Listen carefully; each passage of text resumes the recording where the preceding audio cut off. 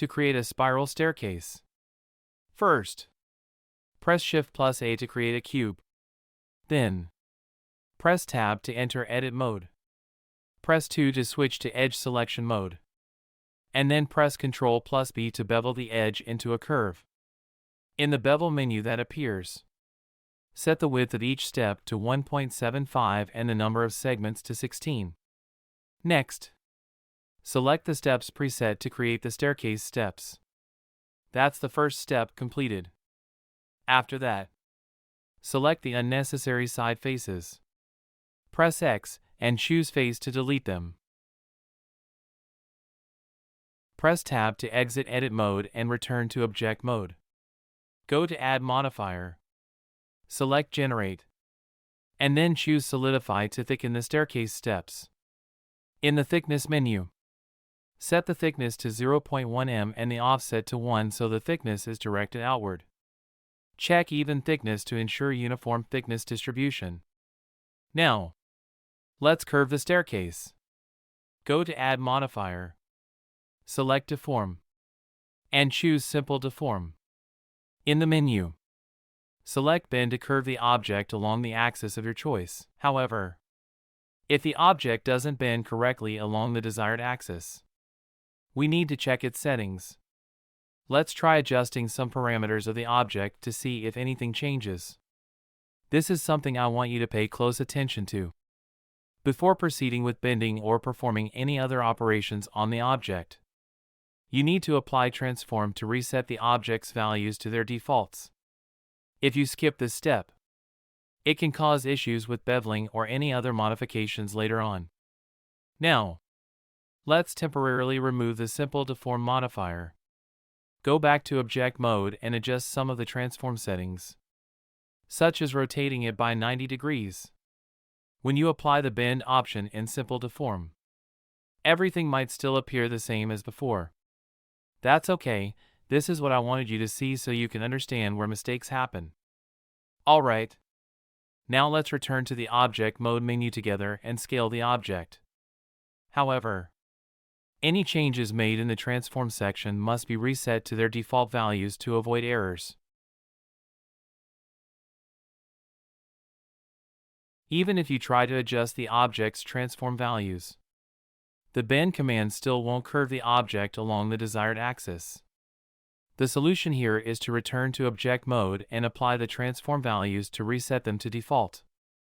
This ensures that all commands will execute as intended. Now, everything is on the right track.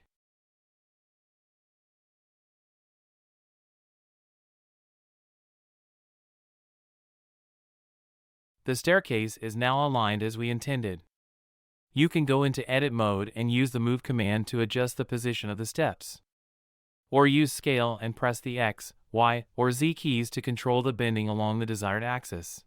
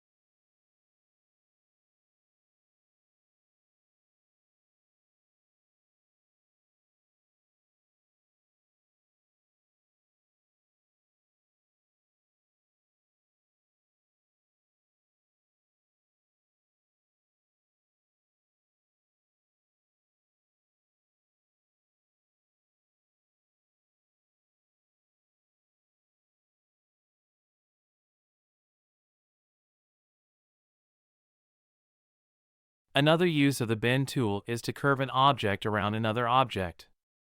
First, create a cube and stretch it to your desired length.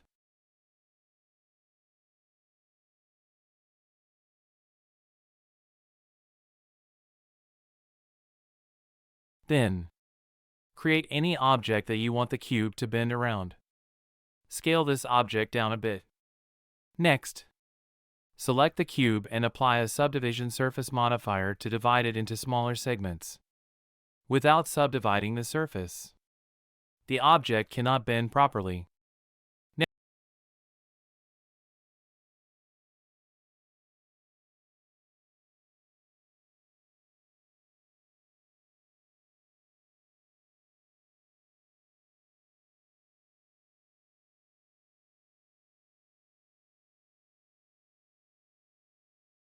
Now, proceed to bend it and observe what happens when curving the object along each axis. Initially, you may notice that you can't bend the object as intended. This is because the object's transforms have not been applied in object mode.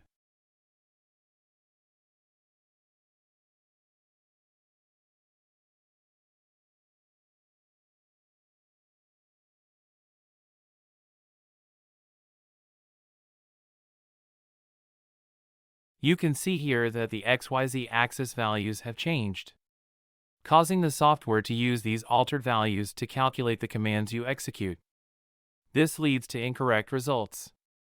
So we need to reset these values by applying the transform using the apply scale command. Once you apply the transform, you'll notice that Blender performs exactly as intended. However, since the object is bending around the base object, any changes you make to the transform values, such as scaling, rotating, or moving the base object, will also affect the bent object accordingly. Here, the reason we can't bend along the y-axis is that the y-axis of the base object and the y-axis of the target object are not aligned, they are perpendicular to each other. As a result, the object rotates according to the program's default settings. To make the object bend along the y-axis, simply rotate the base object 90 degrees along the y-axis.